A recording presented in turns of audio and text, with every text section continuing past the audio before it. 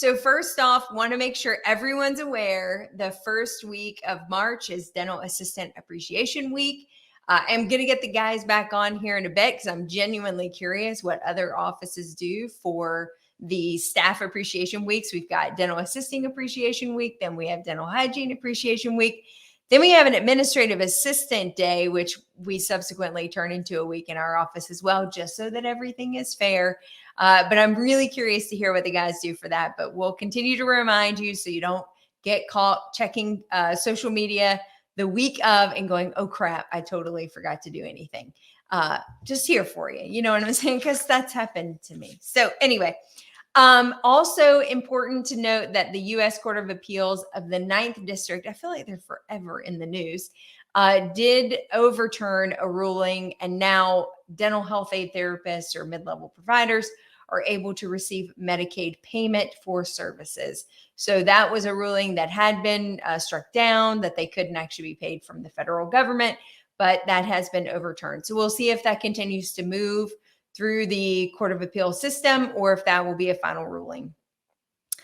Here's an interesting pop culture story. So there's a lady from the Northwest, Pacific Northwest, who traveled to Costa Rica where they advertise dental services that are 30 to 50% less than what you can pay in the US. She went to Costa Rica seeking dental care and unfortunately suffered some type of cardiac event during the anesthesia and has ended up in the hospital on life support or ventilators.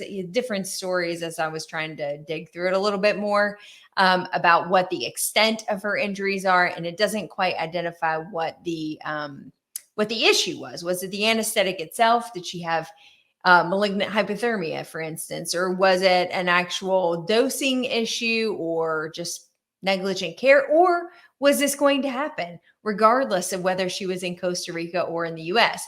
Of course, it doesn't look good for medical tourism when these things happen overseas, but she's also stuck there because the family cannot afford to fly her home. So this has now kind of become a call to action for her local community to see if they can find a way to help fund her return back to the US for medical care. Medical tourism, I think, is always sort of an interesting conversation. In Ocala, Florida, there was a drunk driver who unfortunately found his car inside of a dental office called Healthy Smiles one morning around 12:30 a.m. The police received a call that the building had received significant damage. And I'm just trying to put myself in that situation to think, oh man, you come in the next day, or maybe you get the call during the night just to find out that the front half of your building has now been entered by a car. How do you put the pieces back together? How do you open up and continue on? And so always an interesting problem-solving venture, I think, when these things unexpectedly happen to small businesses. But unfortunately, that happened to a dental office in Florida. Last week, we mentioned a couple really hot topics, so I encourage you to continue to keep the pulse on this FTC discussion on non-competes. It certainly would have significant impact on employment contracts. So if you're hiring an associate or if you are an associate, I think this could be a real hot topic and could potentially render these contracts null and void. If you're selling a practice or looking to buy a practice, it looks like acquisition non-competes will probably not get included in that particular discussion, but you never know. So we'll see how that continues to unfold as well. And as mentioned many, many months ago, the CDT overhaul project is still in active mode. While the open comment period is closed, they are still seeking input from organizations and individuals about their perception and plans, their perception of the overall overhaul program. And, is this going to be good for dentistry? Is it not going to be good for individual providers, et cetera?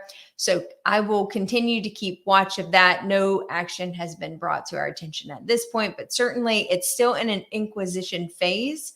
It has not moved to a formal movement yet. And with that, that's the news.